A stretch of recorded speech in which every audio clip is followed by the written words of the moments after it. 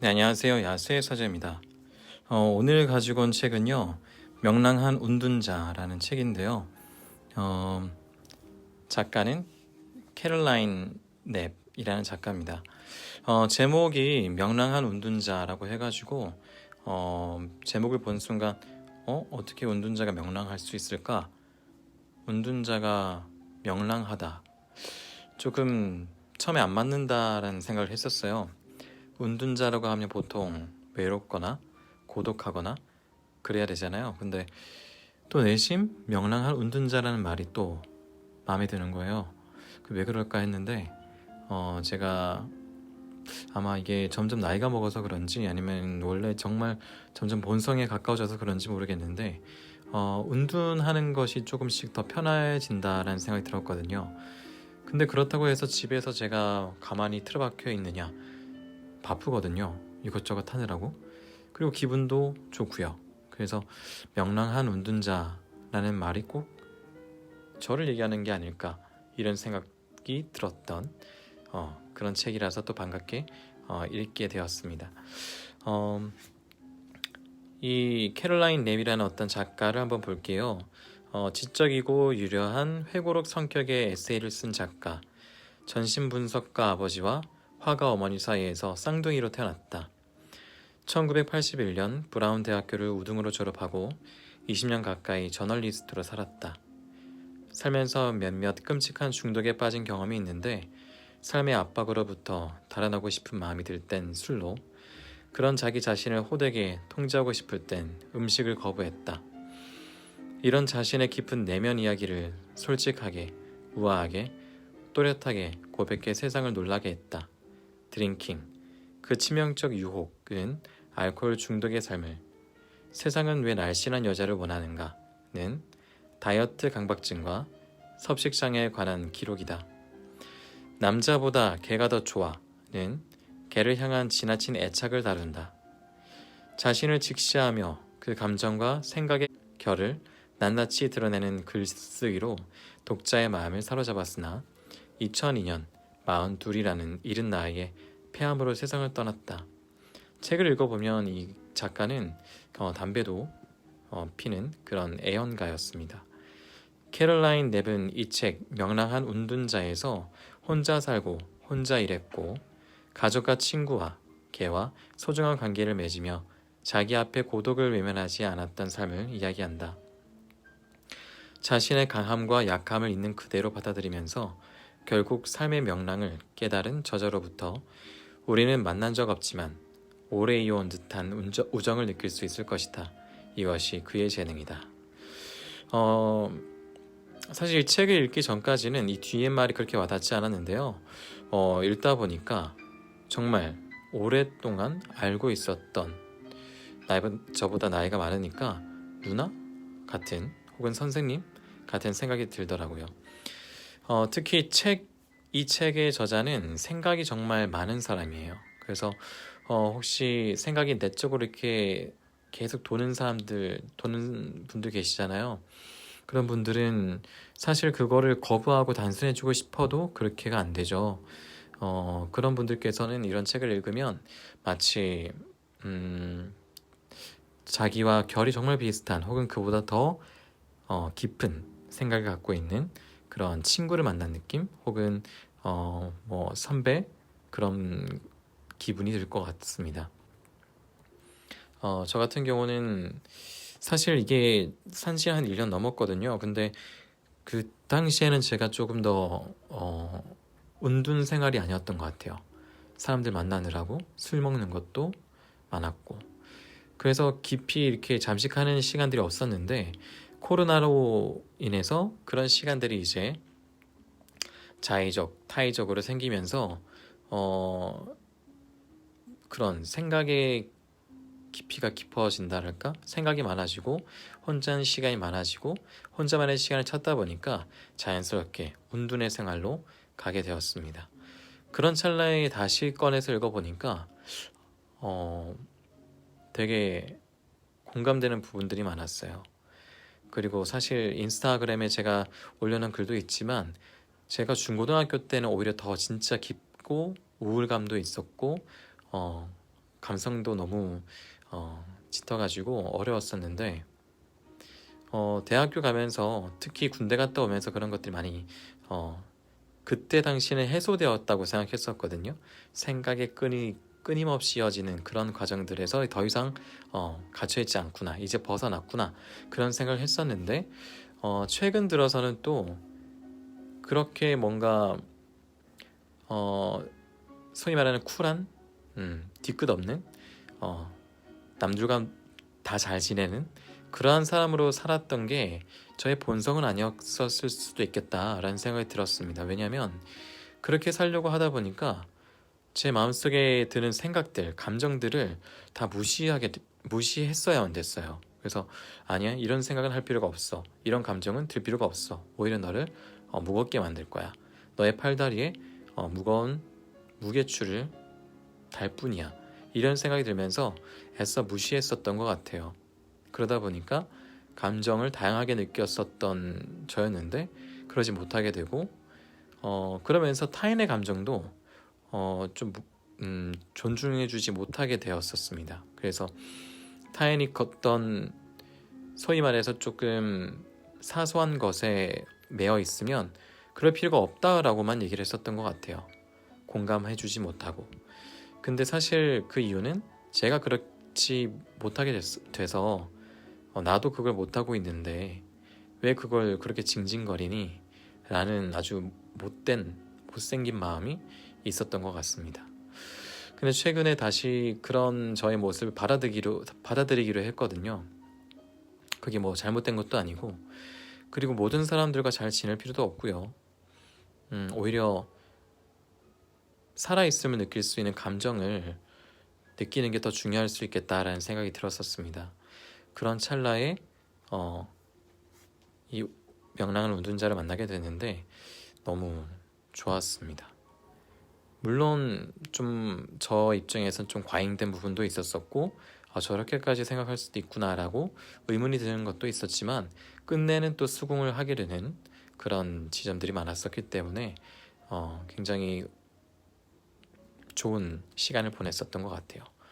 이 저자 같은 경우는 마지막에는 꼭 이렇게 한번 뒤트는 그런 위트를 보여주는데 그게 또 쭉 무거웠었던 그 분위기를 살짝 트위스트 해주는 그런 느낌도 있어서 저자가 우울한 사람만은 아니겠다, 실제로 만나서 얘기를 하다 보면은 또 살짝은 위트감 있는 그런 모습일 수도 있겠다, 그런 생각이 들었습니다.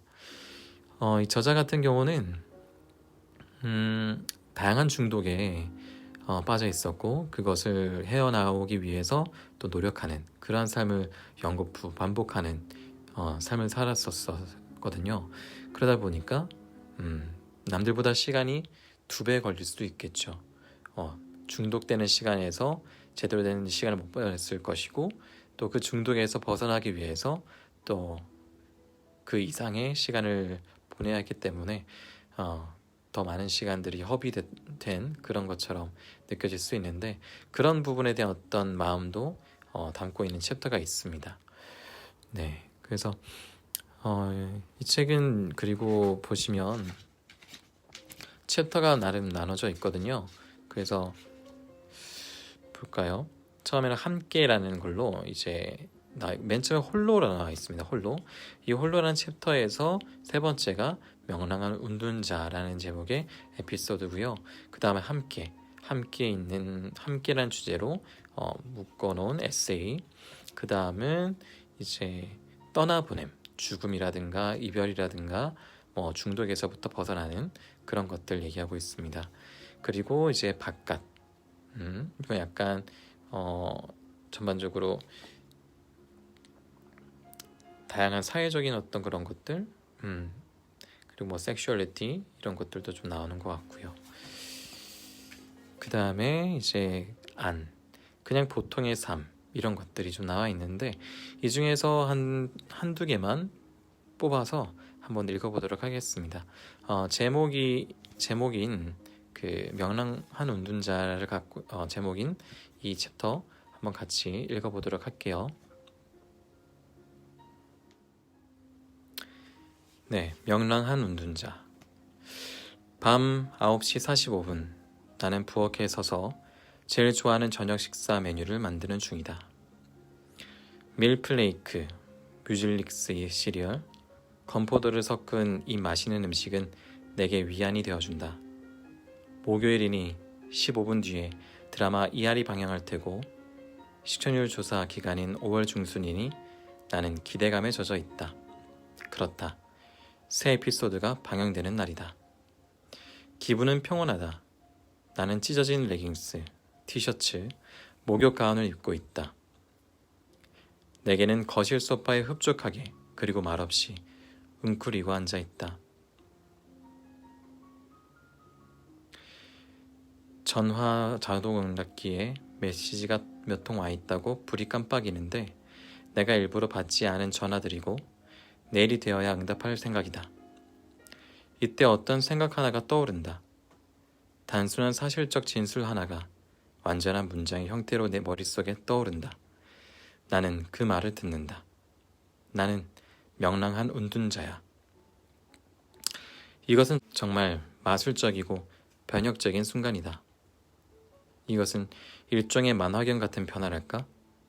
나 자신에 대한 기정사실들이 저절로 모습을 바꾸더니 새로운 질서에 따라 놀랍고 신선한 시각에 따라 재구성되어 내면의 삽시간에 재편되는 듯한 순간이다.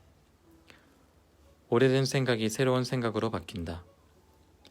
기존의 정의가 새로운 전개를, 새로운 분위기를, 새로운 의미를 취한다. 나는 명랑한 운둔자야. 이 말을 다시 들어보라. 산뜻하고 멋지게 들리지 않는가? 만약 누군가 어제, 1시간 전, 10분 전이라도 마찬가지다. 내게 내 존재를 한 문장으로 설명해 보라고 말했다면 나는 전혀 다른 대답을 내놓았을 것이다. 나는 독신 여성이에요. 이렇게 말했을지도 모른다. 38살이고 좀 외톨이처럼 살아요.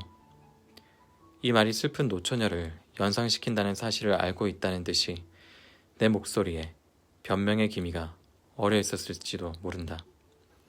그리고 아휴, 미안해요. 어쩌다 보니 이렇게 됐어요. 지금이면 진작 결혼했어야 하는 건데 하고 말하듯이 약간 멋쩍게 어깨를 으쓱 했을지도 모른다.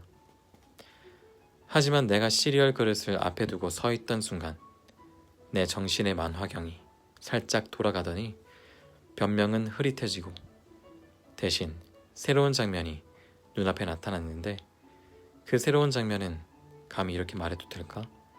행복과 아주 비슷해 보였다. 행복하게 혼자라고? 운둔하는데 명랑하다고? 그런 모순이 어딨어? 그건 불가능해. 안타깝게도 이런 개념을 이해하지 못하는 사람들이 많다. 최근에 이혼했지만 새로 연애를 시작한 내 친구 하나는 얼마 전 함께 저녁을 먹었을 때 내게 물었다. 그래서 친구는 걱정스러운 표정이었다. 아무도 안 사귀고 지내는 건 어떤 기분이야? 나는 어렴풋이 동정하는 듯한 친구의 말투를 무시하려고 애썼고 내 개를 가리키면서 이렇게 대답할 때 진짓 농담인 척했다. 하지만 나는 지금 사귀는 중인걸? 나한텐 얘가 있잖아. 친구는 말이 안 되지만 마지못해 웃는다는 듯이 웃고는 신문을 이어갔다. 외롭지 않은지. 집안일 모두, 요리도, 쇼핑도, 자질구레한 일들과 공과금 납부도 혼자 처리해야 하는 게 버겁지 않은지. 혼자 늙어갈 미래가 걱정되지 않는지. 누군가를 만나게 될까 아닐까 걱정되지 않는지. 나는 잠시 생각해 보았다. 답하기 어려운 질문들이었다. 하지만 대답이 복잡해서 그런 것은 아니었다. 물론 복잡하긴 하다. 우리가 연애 관계를 아주 중시하고 파트너가 있다는 사실을 정신건강과 정상적 사회의 척도로 여기는 사회에서 살고 있기 때문이었다. 만약 긍정하는 답을 내놓으면 외로워. 혼자라는 게 스트레스로 느껴지고 걱정스러울 때도 있어. 나는 처량하고 약간 불쌍한 아웃사이더로 보일 것이다. 그렇다고 해서 부정하는 답을 내놓으면, 아니, 물어봐줘서 고맙지만 난 아주 만족스러워. 나는 폐쇄적이고 인간적 행복으로 가는 길을 따를 능력이 없고 비정상적으로 초연한 사람으로 보일 것이다. 하지만 사실 오늘날 미국 성인 인구의 25%는 35년 전보다 2배로 는 숫자다. 혼자 살고 있다. 모종의 불행한 이유로 혼자 살게 되는 사람이 많긴 하지만 이혼, 두려움, 지리, 그 밖에도 갖가지 운명과 타이밍과 상황의 장난으로.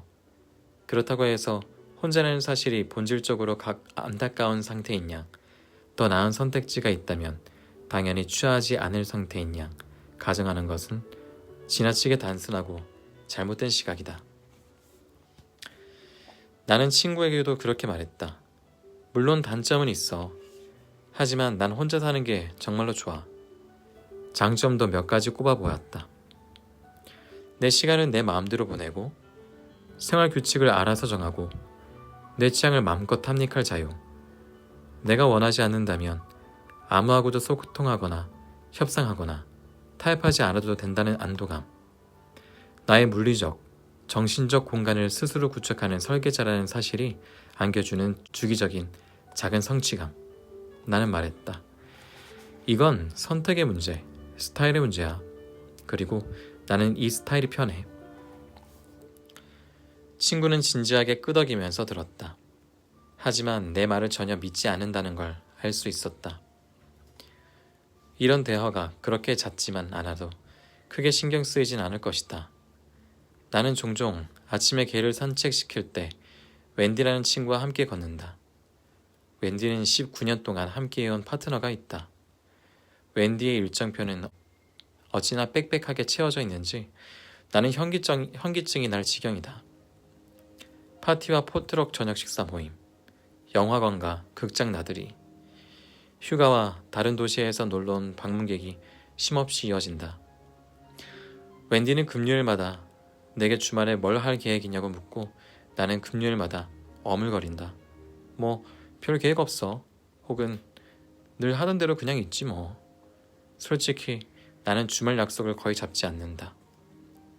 최소한 사람을 만나는 약속은 잡지 않는다. 내가 금요일 밤에 행복을 느끼기 위해서 찾는 레시피는 뉴욕타임스, 십자말풀이와 호머사이드 세 에피소드다. 토요일과 일요일은 개와 숲을 산책하는 일 위주로 돌아간다.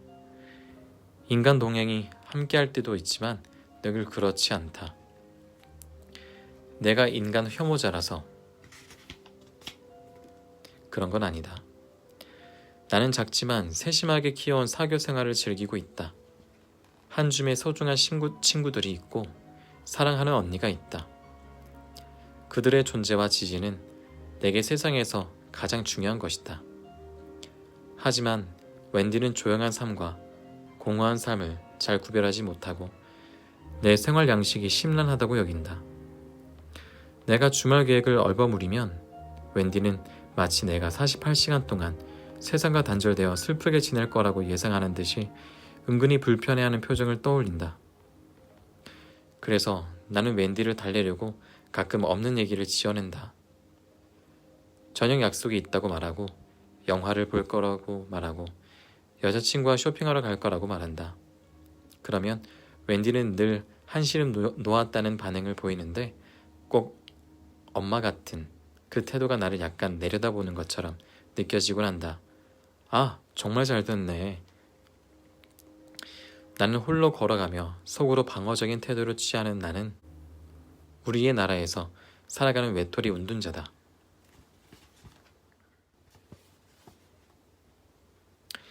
우리라는 단어, 이것은 꽤 무거운 단어다. 얼마 전 내가 다니는 체육관 탈의실에서 어느 여자가 다가오는 자신의 결혼식에 대해서 조잘거리는 것을 엿들었다. 우리는 신혼여행을 하와이로 갈 생각이에요. 그는 말했다. 우리는 블루밍데일 백화점에 결혼 선물 목록을 등록해 둘 거예요. 우리는 새 차를 살 거예요. 우리는 ABC를 할 거예요. 우리는, 우리는, 우리는. 나는 그 말을 들으면서 내가 내 인생의 사건을 묘사할 때 복수 대명사를 쓰는 경우가 드물다는 사실을 떠올렸다. 그러자 내가 부적응자라는 낯익은 괴로움이 느껴졌고 우선순위와 사회적 가치에 관한 의문이 무의식을 긁어대는 게 느껴졌다. 홀로 있음의 폭넓은 스펙트럼 중에서도 나는 극단에 기우는 편이다. 나는 혼자 살 뿐 아니라 혼자 일함으로 하루 종일 타인에게 안녕하세요 같은 말조차 건네지 않고 지내기도 한다. 하루에 나는 대화가 동네 스타벅스에서 말 한 5마디, 카페라떼 라지로 한 잔 주세요가 전부일 때도 있다. 나는 또 혼자 운동하고 혼자 장을 봐서 혼자 요리하고 먹고 TV를 보고 개를 논외로 친다면 나는 그러지 않지만 많은 사람들이 그런다. 밤에도 혼자 자고 아침에도 혼자 일어난다. 대체로 이런 상태를 문제로 여기지 않고 지내지만 그냥 이런 거니까. 체육관에서 그 여자의 말을 들으면서 머릿속에서 그의 삶을 생생하게 그려보았더니 그에게는 체육관 옆 스테어마스트에서 운동하는 단짝 친구가 있을 테고 회사 동료들이 있을 테고 집에는 약혼자가 있을 테고 결혼식에 올 친구들과 친척들이 200명쯤 있을 테고 그로부터 2, 3년 뒤에는 아이들이 생길 것이다.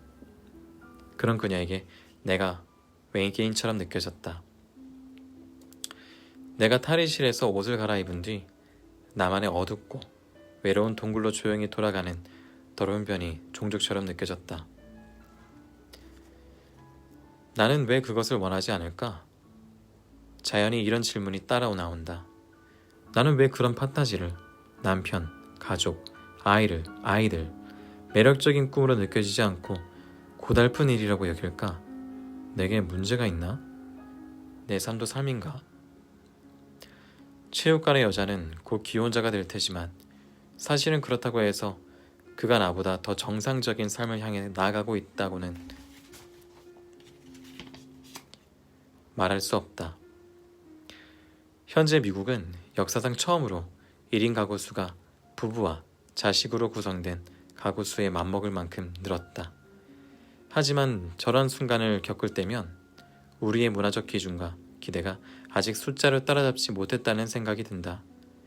인구 통계가 어떻든 만약 당신이 혼자 살기로 선택한 사람이라면 당신은 그 이유를 고민하는데 적지 않은 시간을 쓸 수밖에 없을 것이다. 내 경우 그 이유는 내면적인 것, 기질적인 것, 섹슈얼리티처럼 대단히 개인적인 것이다.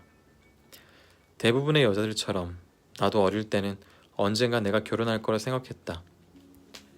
가족을 이룰 것이라고, 아이가 갖고 싶어질 것이라고 생각했다. 그런데 일부 여자들, 또한 남자들처럼 세월이 아무리 흐르고 또 흘러도 그런 일은 일어나지 않았다. 내 안에서 그럴 마음이 들어야 하는데 아무리 기다려도 들지 않는 듯 했다. 인생의 많은 결정들이 이런 식이다. 우리가 고를 선택지가 처음부터 빤히 보이고 해답은 우리가 기대했던 것보다 훨씬 더 소극적으로 나타난다. 나는 문득 내가 성인이 된 뒤 대부분의 기간을 지난 18년 중 15년을 혼자 살았다는 사실을 깨닫고 좀 놀란다. 그 기간 동안 부엌에서 예의 명랑하고 작은 깨달음을 얻었던 날까지 대체로 나는 혼자라는 상태를 일시적인 상태로 여겼던 것 같다. 스타일의 문제라기보다는 상황의 산물이라고. 하지만 사실 나는 이유가 있어서 이렇게 살아왔던 게 아닌가 싶다. 내가 선택한 고독의 수준이 어떤 면에서든 내가 좋았기 때문에, 나와 내가 잘 맞았기 때문에 왔을 것이다. 이런 시각에서 보자면 우리가 물어야 할 왜는 왜 혼자 지내는가가 아니라 그보다 더 흥미로운 질문으로 바뀐다. 왜 혼자 지내지 않는단 말인가? 나는 늘 혼자인 걸 좋아했다. 내가 스스로 만들어내는 생활의 속도와 리듬에서 사치스러운 안도감 같은 걸 느꼈다. 나는 하루 종일 아침만 먹는데 아침에는 머핀을, 점심에는 스콘을, 저녁에는 시리얼을 먹는다. 남들에게는 이것이 이상해 보일지라도 내게는 만족스럽다. 나 자신의 선택이라는 이유 밖에 있더라도 나는 내 난장판을 다스리는 자이고 내 텔레비전 리모컨의 왕이고 중요한 일이건 엉뚱한 일이건 내 생활의 모든 세부 사항을 손수 쓰는 작가다. 사람이 앉을 데가 거의 없는 내 차의 조수석은 늘 카세프 테이프와 다 마신 커피컵과 치우지 않은 개 장난감이 수북한 재난 지역이다. 내 시계는 매일 아침 정확히 6시 2분에 NPR 라디오 채널을 큰 소리로 틀어서 나를 깨운다. 내 재떨이는 내 집에서는 항시 흡연이 허용된다. 다행히도 늘 꽉 차 있고 악취를 풍긴다. 홀로 있는 상태는 개성의 온상이고 나는 홀로 있는 상태가 그렇게 변덕을 마음껏 발산하도록 해준다는 점이 좋다. 물론 혼자 살다 보면 정신이 이상해질 것 같을 때도 있다. 나는 슈퍼마켓에서 종종 돌아버릴 것 같다. 패밀리 사이즈가 아닌 식재료를 찾아 헤맬 때 포도를 10알만 살 수 있다면 나머지 80알이 냉장고에서 썩지 않아도 될 텐데 하고 바랄 때 내가 밀크 플레이크에 환장한다는 사실을 계산대 직원이 눈치챘을까 궁금해할 때 대체 인력이 없다는 점은 혼자 사는 사람을 너무 힘들게 할 수 있다. 삶의 두려운 과제들에 맞닥뜨렸을 때 조립 설명서를 해독한다거나 거미를 죽인다거나 할 때 특히 그렇다. 생각에 골똘하게 빠진 상황에서 벗어나게 해지는 외부 요소가 없고 그래서 물리 공간과의 관계가 근본적으로 틀어져서 가끔은 자신이 미쳤나 싶어진다. 요전 날 밤 나는 조리대에서 타일바닥으로 2번이나 쨍그랑 떨어진 숟가락에 나도 모르게 이렇게 말하고 있었다. 야, 그만해.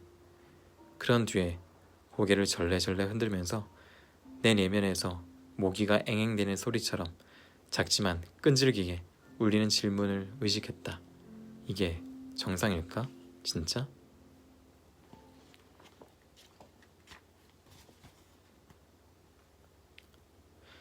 내 경우 가장 중요한 과제는 고독과 고립의 경계선을 잘 유지하는 것이다.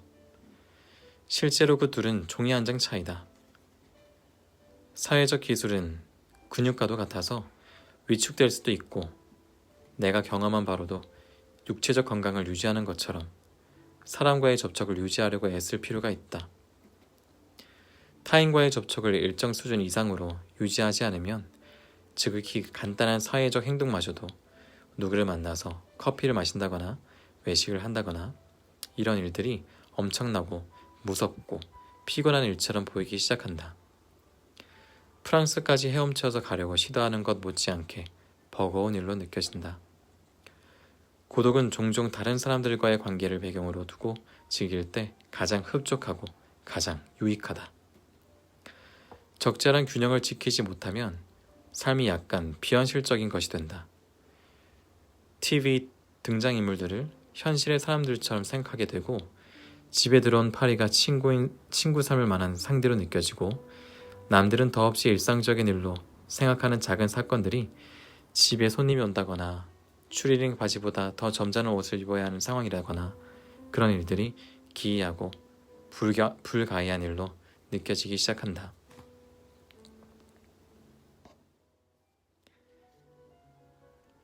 그런데도 나는 스스로 쌓아올린 나만의 이 작은 세계를 여간해서는 떠날 마음이 들지 않을 것이다.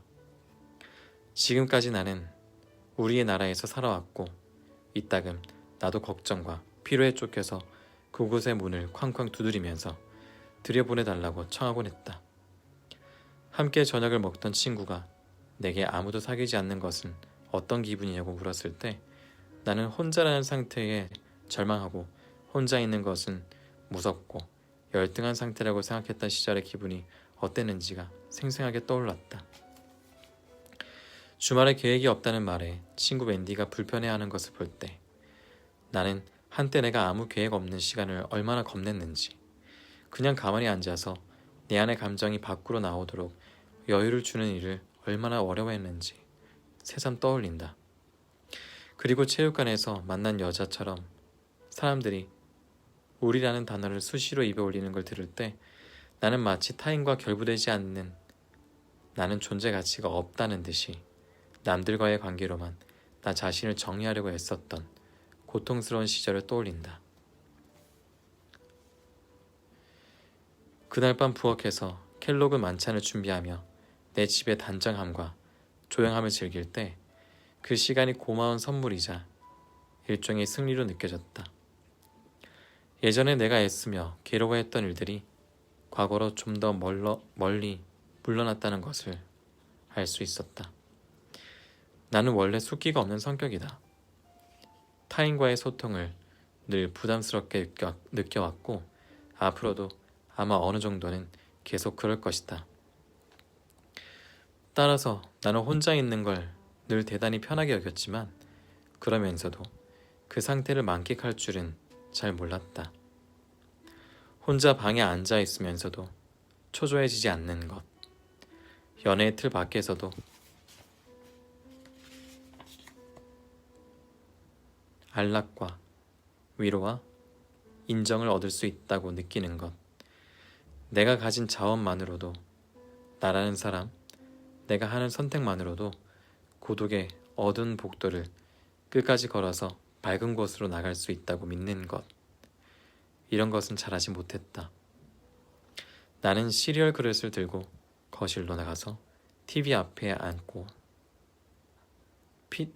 자리 잡고 앉았다. 그리고 생각했다. 정말로 명랑하게 이게 내 집이야.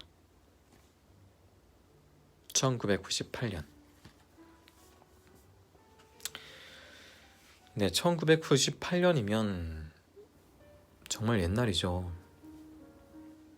그런데 그 당시에 혼자서 산다는 건 한국도 마찬가지지만 미국에서도 역시 쉬운 일은 아니었었던 것 같습니다. 그래서 우리 이 저자는 혼자 사는 거에 있어서 많은 생각을 하게 됐겠죠. 혼자 사는 게 뭐 잘못일까? 그런 생각이 들다가도 왜 나는 혼자가 편하지? 왜 혼자 있으면 안 되지? 혼자 사는 게 뭐 어때? 그런 생각들이 계속해서 들었을 겁니다. 혼자 사는 게 편한 이유는 여러 가지가 있겠죠. 저 같은 경우는 함께 있을 때 갖는 즐거움이 아무리 좋아도 혼자 있을 때 느끼는 그 안락함과는 또 다르더라고요. 그래서 혼자 있을 때, 오롯이 혼자일 때 느끼는 그 편안함과 자유로움이 소중하기 때문에 또 누군가와 계속해서 같이 있는 시간들이 힘들고 불편한 그런 지점들이 항상 있었던 것 같습니다. 그러다 보니까 저 역시도 너 왜 혼자인 게 더 나은 것 같지? 내가 뭐가 잘못됐을까? 뭐 회피형 인간 이런 것들도 많이 찾아봤고 성격 유형들, 애착 유형들 이런 것들을 되게 많이 찾아봤던 것 같아요. 그런데 그런 생각을 하면 할수록 더 어려워지더라고요. 그냥 그때그때 내 감정에 충실하지 못하고 나는 이런 사람이니까 지금 이런 감정을 느끼고 있어. 나는 이런 사람이야. 라는 프레임을 계속해서 씌우는 그런 모습을 발견했었던 적이 있습니다. 지금도 계속 그렇게 하고 있는 것 같은데 그런 어떤 스스로가 만들어놓은 틀을 깨는 게 정말 중요하다는 생각이 들어서 최근에 그런 연습을 좀 해보려고 합니다. 명랑한 눈자를 지은 이 캐롤라인 랩인 결국 이제 폐암으로 죽어서 사실 더 나이가 먹었을 때 어떠한 생각으로 발전했을지가 저 개인적으로는 굉장히 궁금했는데 그런 얘기를 더 이상 들을 수가 없게 됐다는 점이 조금 아쉽네요. 이 저자의 다른 책 드링킹이란 책도 꽤 궁금하고요. 이런 회고적 에세이가 주는 어떤 특유의 정서가 있잖아요. 마치 어떤 사람을 조금씩 챕터를 읽으면 읽을수록 그 사람을 알게 되는 그런 느낌을 갖게 되는 게 참 좋은 것 같습니다. 네, 그래서 오늘은 이렇게 캐롤라인 넵의 명랑한 운둔자라는 책을 한번 같이 읽어봤습니다. 좋은 시간 되셨으면 좋겠고요. 다음에 또 다른 책으로 오겠습니다. 다음에 또 놀러 오세요.